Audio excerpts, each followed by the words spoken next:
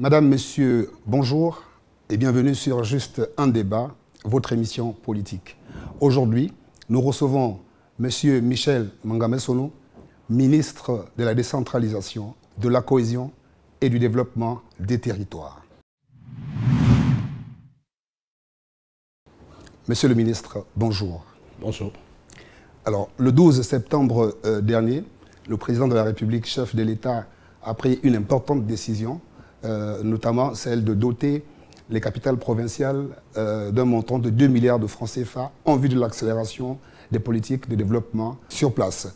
Quelles sont les missions qui sont les vôtres par rapport à l'application sur le terrain des décisions que le président de la République a prises?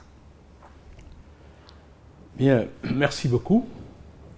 Le président de la République, effectivement, a pris le 12 décembre 2022 la décision que vous venez de rappeler, d'octroyer 2 milliards de francs CFA aux chefs-lieux de province, de façon à financer les actions qui vont être prévues par les collectivités locales.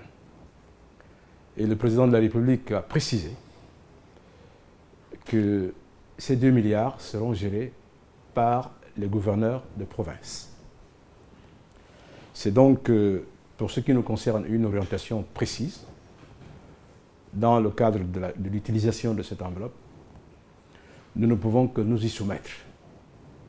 Parce que pour nous, la décision du président de la République a force de loi. Tout à fait. Nous n'avons pas le droit de faire autre chose que ce qu'il a dit.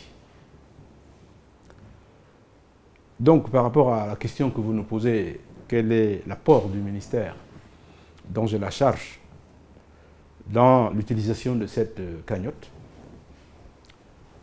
L'apport du ministère de la décentralisation est consigné dans les textes qui régissent le département de la décentralisation.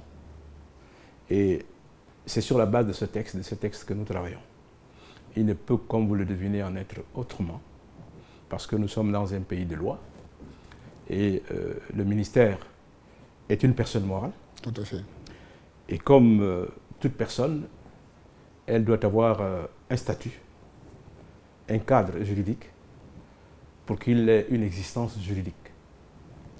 Ce sont ces textes qui ont été élaborés, qui ont été votés pour certains, et que nous appliquons, et que nous suivons. Pour dire que dans le cadre d'une décision aussi importante des chefs de l'État, nous ne pouvons que faire le travail qui découle, n'est-ce pas, de vos compétences. De nos compétences. Tout à fait. Nous avons donc, en tant que ministère, la responsabilité d'accompagner les collectivités locales dans la mise en place de la décentralisation dans notre pays. Monsieur le ministre, pour une certaine opinion, une clarté importante est nécessaire. Vous avez dit tantôt que c'est les gouverneurs qui auront la charge de gérer cette manne. En même temps, nous savons que les gouverneurs ont pour ministère de tutelle le ministère de l'Intérieur. Comment allez-vous agencer tout cela? Pour l'opinion, il est important de savoir comment vous allez vous organiser entre les deux départements. Écoutez, j'allais y arriver, mais puisque vous me posez la question, je veux tout de suite embrayer. Je vous en prie, monsieur le ministre. Vous savez que la politique publique de décentralisation, qui a pour vocation de conférer, de transférer certaines attributions de l'État central aux collectivités locales.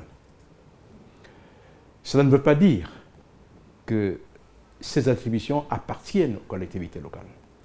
Ce sont des missions régaliennes de l'État. Mais pour les besoins d'organisation et pour les besoins d'efficacité, l'État délègue. L'État délègue. Et c'est ce qu'on appelle la décentralisation. Tout à fait. Donc, l'État a ces structures qu'on appelle des structures déconcentrées. Et donc, dans le cadre de ces structures déconcentrées, il y a les gouverneurs. Tout à fait.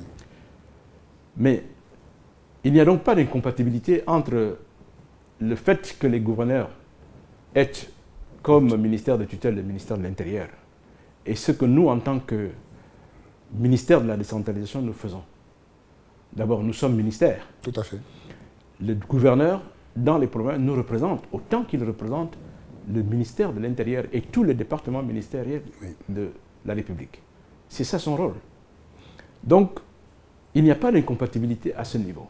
Chacun doit faire son travail là où il se situe. Nous sommes là pour accompagner les collectivités locales dans la mise en place de la décentralisation. Et je voudrais dire que dans le cadre du travail qui nous est confié, ce n'est pas le ministère qui fait la décentralisation. D'accord. Le ministère est là pour mettre les organes qui seront chargés de la mise en place de la décentralisation.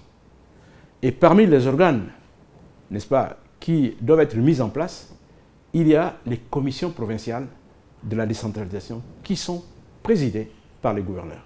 Très bien. Parce qu'il faut bien que l'État soit présent, n'est-ce pas, dans le travail qui se fait sur le terrain, pour le compte de l'État. Tout à fait. C'est pour cela que je dis et je répète qu'il n'y a aucune incompatibilité, aucun problème à ce que... Aucun conflit de compétences. Tout à fait. Il suffit de lire la loi pour que chacun sache ce qu'il doit faire. Nous sommes là pour le développement des territoires, nous sommes là pour accompagner les collectivités locales, nous sommes là pour les aider à pouvoir travailler dans le sens des orientations fixées par le chef de l'État. Donc, ne vous inquiétez pas, il n'y a pas d'incompatibilité à ce niveau. Si vous regardez la loi, vous vous rendrez compte qu'au niveau des organes, disons, sur le terrain, dans les provinces, ceux qui président les comités provinciaux, ce sont les gouverneurs. Et dans ces comités provinciaux que nous allons mettre en place, il y a naturellement les responsables des collectivités locales, c'est-à-dire les maires, locaux, les présidents des conseils et les élus locaux. Tout à fait. Donc ils sont là-dedans parce que ce sont eux qui sont directement concernés, c'est eux qui appliquent, qui vivent au quotidien les préoccupations des populations. C'est pour cela que nous voulons dire que nous pensons que la décentralisation qui nous est confiée est pour le moment un passage obligé. Si nous voulons que les populations, n'est-ce pas, sentent un tant soit peu les décisions qui sont prises par le chef de l'État, il faut les associer. Il faut qu'ils soient partie prenante pour que, enfin, les actions qui sont menées au niveau de l'État soient perçues, soient vécues et touchent les populations qui vivent dans l'arrière-pays. C'est ça le sens de la décentralisation, pour éviter, n'est-ce pas, de continuer à mener des actions qui durent énormément. Et vous voyez bien ce qui se passe. Tout à fait. Lorsque tout est trop centralisé, n'est-ce pas, lorsqu'une décision est prise, pour qu'il y ait des effets au niveau local, ça prend énormément de temps parce que les procédures sont extrêmement longues et lourdes. Ce qui fait que lorsqu'une décision est prise au niveau central, pour qu'elle soit ressentie au niveau des populations locales, on peut attendre 2, 3, 4 ans, parfois un mandat des députés. Toute une vie. Hein. Donc c'est tellement long qu'il est nécessaire, et c'est pour cela que le président de la République a pris une décision juste que nous sommes chargés, nous, d'appliquer scrupuleusement. Et je constate, pour le regretter, malheureusement, et avec moi tous mes collaborateurs, que nous pensons que quand le président a parlé, n'est-ce pas, il a fixé le cap. Nous sommes les instruments d'exécution de la décision du président, des orientations du président. Ça ne doit pas faire l'objet de discussions, ni de zones d'ombre, ni de débats. Nous devons mettre en musique la politique édictée, orientée par le chef de l'État. C'est dans cette perspective-là que nous, au ministère de la décentralisation, nous travaillons. Il y a des lois qui ont été prises sur la décentralisation, qui sont votées, qui sont en cours d'exécution. Nous devons les appliquer. Nous constatons simplement que pour des raisons, disons, inavouées, que ces décisions qui sont prises, ces lois qui sont prises, restent pour le moment pas appliquées. Nous voulons positiver, nous voulons penser que le fait que la décentralisation ne soit pas effective, parce que la décentralisation en elle-même est un long processus. Tout à fait. Ce n'est pas simple. Dans aucun pays du monde, la décentralisation est achevée. C'est permanent, c'est constant, c'est dynamique. Donc, au Gabon, nous ne pensons pas que la décentralisation va se faire comme par un claquement de doigts. Ce n'est pas notre vision.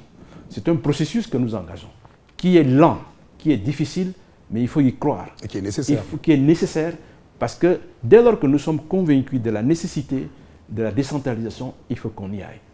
Et vous savez, d'aucuns disent souvent, ce n'est pas parce que les choses sont difficiles qu'on ne les fait pas, mais c'est parce qu'on ne les fait pas qu'elles deviennent difficiles. Et nous voulons faire pour, n'est-ce pas, affronter les difficultés, si tant est qu'il y a des difficultés. Nous pensons qu'il n'y a pas de difficultés. De toute manière, vous savez bien que la dynamique à la base des actions humaines, c'est justement la difficulté, parce que quand l'être humain agit, c'est pour résoudre un problème. Quand il n'y a pas de problème, on ne fait rien. Oui. Les problèmes sont consubstantiels de la vie des hommes. Et c'est pour cela que les hommes sont là pour agir dès lors que le problème est constaté, on l'a décrit, on l'a circonscrit, eh bien, on cherche les remèdes. À vaincre sans péril. Donc, sans gloire. Nous travaillons dans cette perspective-là parce que nous croyons en ce que nous faisons. Le contraire serait d'ailleurs un peu bizarre. Nous ne serions pas là si on ne croyait pas en ce que nous faisons. Nous ne serions pas là si nous ne croyons pas aux orientations fixées par le chef de l'État. Nous souhaitons donc simplement que tous ceux qui sont concernés par le dossier de la décentralisation comprennent que nous avons intérêt à faire chorus pour matérialiser, n'est-ce pas, les idées que le président a annoncées depuis plusieurs années. Donc, pour revenir à ce qui nous préoccupe, c'est-à-dire la gestion des 2 milliards. Tout à fait. Nous, ça ne nous gêne pas que ce soit les gouverneurs. D'ailleurs, quand le président l'a dit, il ne l'a pas dit comme ça en l'air. Il l'a dit après avoir regardé les textes qui existent dans notre pays. Et c'est sur la base de ces textes que cette déclaration a été faite. Donc, que les gouverneurs soient, disons, responsabilisés pour la gestion de ces 2 milliards, c'est tout à fait normal. C'est écrit noir sur blanc dans les textes. C'est-à-dire que le comité provincial de la décentralisation est dirigé par les gouverneurs. Et par conséquent, si le président décide d'octroyer 2 milliards de francs aux collectivités locales, il est normal que les gouverneurs soient partie prenante. Monsieur le Et ministre, nous allons simplement, nous, en jouant notre rôle, accompagner les collectivités locales, parce que cet argent sert à financer les projets, n'est-ce pas, de développement qui doivent être élaborés par les collectivités, par les responsables des collectivités locales, par ceux qui animent la vie locale. Et nous sommes donc là pour leur apporter le concours qui est le nôtre. Et vous avez vu que la direction générale de notre département a organisé un séminaire il n'y a pas longtemps pour justement aguerrir, donner les rudiments, les informations aux agents du ministère, parce qu'ils auront du travail, ils ont du pain sur la planche pour que nous puissions accompagner les collectivités locales dans la confection des projets de développement de ces différentes localités. C'est ça notre boulot, c'est ça notre travail. Et nous allons nous y atteler. C'est un travail immense, et vous comprenez bien que ce n'est pas une promenade de santé. Tout à fait. Mais ce n'est pas parce que c'est difficile, encore une fois, qu'il ne faut pas faire. Je crois que j'ai au sein du ministère des équipes que j'ai trouvées ici. Nous allons travailler ensemble. Nous nous préoccupons, n'est-ce pas, de la réalisation de la mission qui est la nôtre. Et les équipes qui sont là sont prêtes pour qu'elles puissent aller vers les collectivités locales pour travailler avec les différents responsables de ces entités qui ont été mises en place, pas par nous, n'est-ce pas? Vous savez bien que les collectivités locales sont créées depuis longtemps. Tout à fait. Mais on ne peut pas créer, n'est-ce pas, des structures de cette nature pour qu'elles ne fassent que ce qu'elles font jusqu'à aujourd'hui. Vous savez que les seules compétences dévolues aux collectivités locales, c'est l'état civil. C'est les mariages, c'est les décès, n'est-ce pas? C'est les naissances. Les naissances. Et vous ne pouvez pas imaginer un seul instant que ces structures soient mises en place. Je ne dis pas, je ne fais pas bon marché de ces compétences-là, mais il y a quelque chose de beaucoup plus important, n'est-ce pas? C'est-à-dire de permettre à l'État, n'est-ce pas, de développer des actions qui touchent, n'est-ce pas, les populations qui vivent dans ces différentes entités. Et il n'y a pas mieux, vous savez, il n'y a pas mieux que les collectivités locales, que les maires, que les conseillers municipaux, pour savoir quels sont les besoins des populations. Parce que ce sont eux qui sont au contact, n'est-ce pas, au quotidien des populations. Ce sont eux qui sont proches de ces populations.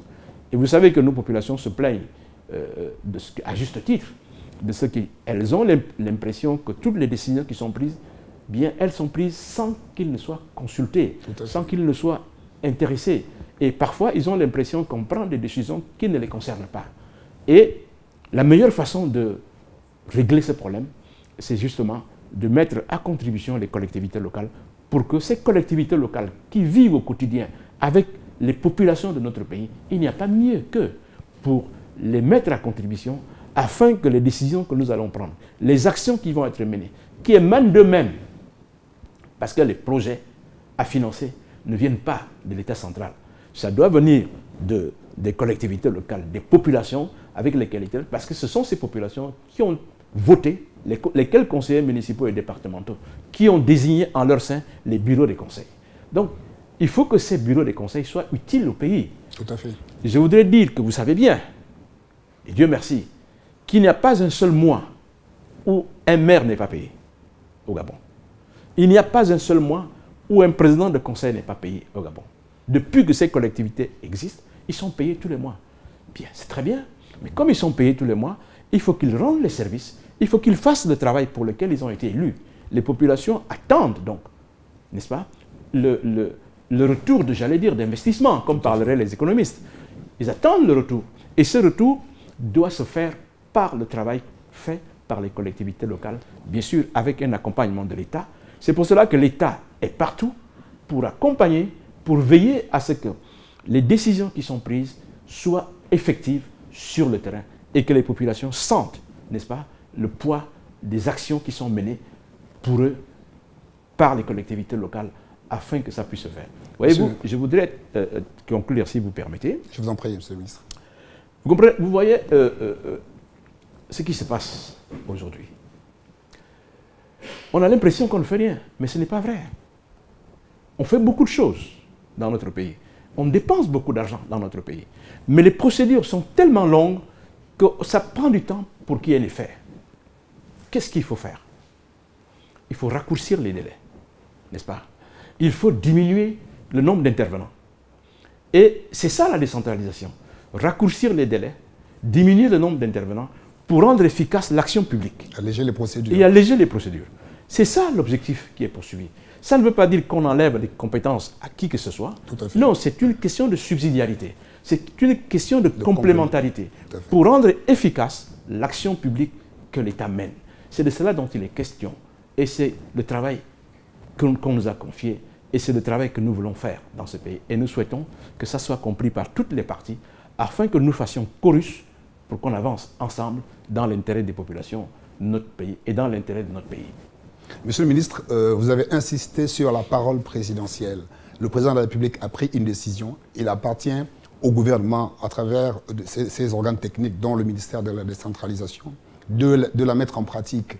La question qui taraude souvent les esprits est que, une fois qu'on a débloqué cette manne, quelles sont les dispositions que l'État a prises pour pouvoir permettre que cet argent soit utilisé à bon escient, pour pouvoir éventuellement faire parler la coercition si les objectifs que le président a fixés au gouvernement ne sont pas atteints? Je vous ai dit que nous accompagnons les collectivités locales. D'accord. C'est un générique. Ça voudrait dire que lorsque nous disons ça, c'est que nous devons justement, l'accompagnement consiste justement à rendre effectif et à regarder l'utilisation, n'est-ce pas, de cet argent qui va être mis. C'est de l'argent public.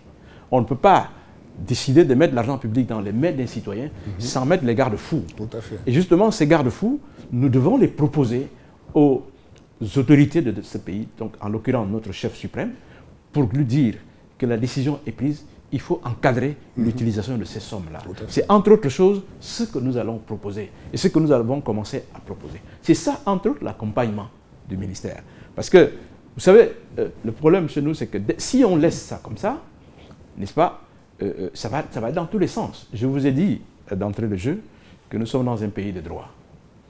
On ne peut pas agir sans encadrer. Le droit est là pour cela, n'est-ce pas, pour canaliser les comportements des uns et des autres quand il y a une action à mener, de façon à ce que ça n'aille pas dans tous les sens. Et c'est ça le travail que nous allons faire. C'est ça le travail que nous avons commencé à faire. C'est ça la mission qui nous est confiée. Donc, nous travaillons pour proposer au président de la République, n'est-ce pas, le cadre qui nous paraît indiqué pour que cet argent puisse servir effectivement à ce que le président de la République veut. C'est-à-dire que ça serve aux populations qui sont concernées. C'est entre autres choses, n'est-ce pas, les propositions que nous allons faire au chef de l'État qui décidera. Parce qu'en dernier ressort, parce que c'est son rôle. Donc nous ferons le nôtre à notre niveau et nous souhaitons, encore une fois, que toutes les parties concernées le comprennent pour que nous allions ensemble, parce qu'il n'y a pas de dichotomie, il n'y a pas de position, il n'y a pas de contradiction entre les différentes entités. Parce que vous savez, nous avons des compartiments, bien sûr, au niveau du gouvernement, mais le gouvernement est un. Nous travaillons pour une même cause. Ceci d'autant plus que nous avons au-dessus de nous le président de la République et le Premier ministre qui est le chef d'orchestre. Vous savez, moi je prends toujours l'image de la musique. Le président de la République donne des orientations. C'est lui qui dicte, n'est-ce pas, qui dit le son qu'il veut entendre sur la base du projet qui est le sien. Qui dit, écoutez, on va jouer la symphonie, la 5e symphonie de Beethoven. L'orchestre qui doit mettre ça en place, c'est le gouvernement. Et à la tête du gouvernement, il y a un chef d'orchestre, c'est le Premier ministre, qui a une canne, il n'a pas d'instrument. Les musiciens, ce sont les ministres, n'est-ce pas? Le rôle du Premier ministre, c'est de battre la cadence, n'est-ce pas? Pour que chaque ministre, chaque musicien, avec son instrument, produise le son qui correspond à ce que l'on veut, au moment où l'on veut, quand on veut et là où il se trouve. Afin qu'au finish, chacun jouant son rôle, produisant son son, que la 5e symphonie de Beethoven sorte et pour que le son soit audible aux oreilles et que ça puisse faire danser les Gabonais et les Gabonais de joie. C'est ça le rôle qui est le nôtre. Et c'est ça que nous voulons jouer comme rôle. Merci beaucoup, Monsieur le ministre de la décentralisation, de la cohésion et du développement des territoires, Monsieur Michel Mangame-Sono. Mesdames et messieurs, nous nous retrouvons la prochaine fois. Aujourd'hui, c'est fini pour Juste un débat, votre émission. À bientôt. Merci beaucoup.